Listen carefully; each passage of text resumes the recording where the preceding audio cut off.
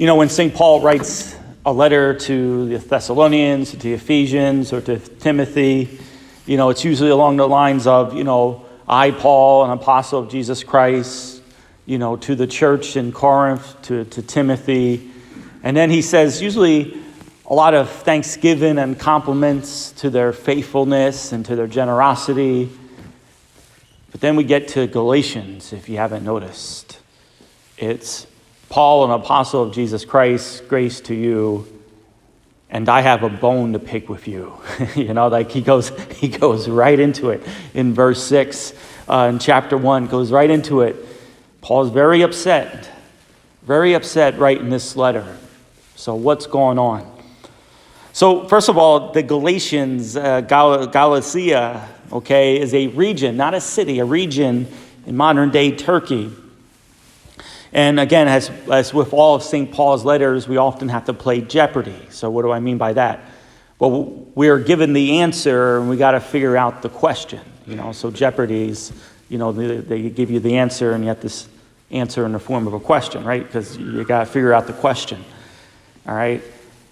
So we got to figure out, what's going on here? And so St. Paul is going to actually make this job pretty easy for us as to exactly what's going on here.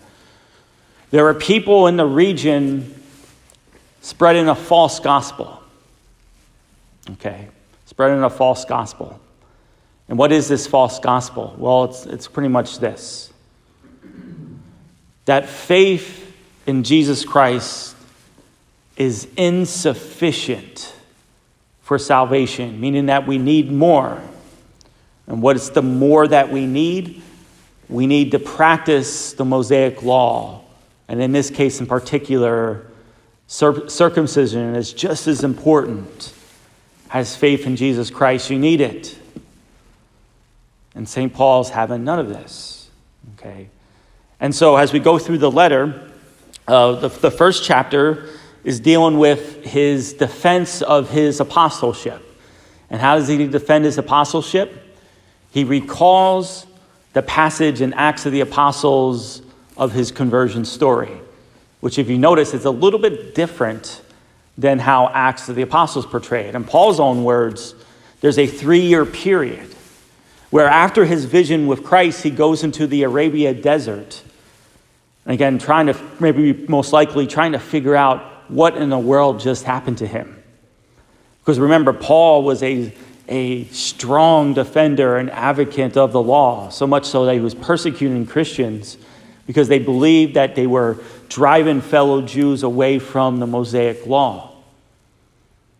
But now St. Paul, because of his vision of Christ, because of that 3-year period of reflection and studying and trying to reconcile the Mosaic law to this person of Jesus Christ, he's now an arch defender of Jesus Christ.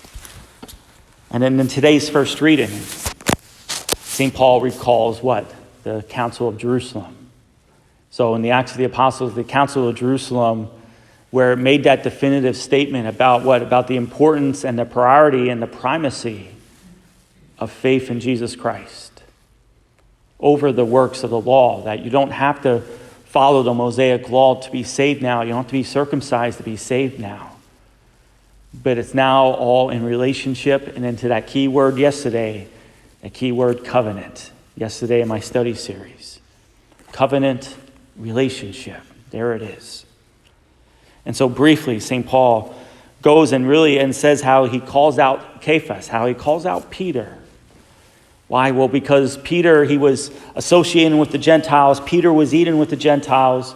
Peter believed, again, in the lack of the need for the circumcision among the Gentiles. Peter believed it. But once the other fellow Jews came, Peter then disassociated himself with the Gentiles. He didn't want to cause controversy. He didn't want to cause trouble. St. Paul's calling him out on it. All right? Calling him out on it. Be consistent with what you believe. Circumcision, as I am going to teach in a couple of weeks, is a sign of the old covenant. It was a mark given to you that you belong to God. But now, how do we belong to God? We belong to God through the divine mercy of Jesus Christ. We belong to God the Father through a relationship with his Son, Jesus Christ. A new covenant that is sealed by his own blood. And the sign of this new covenant is what?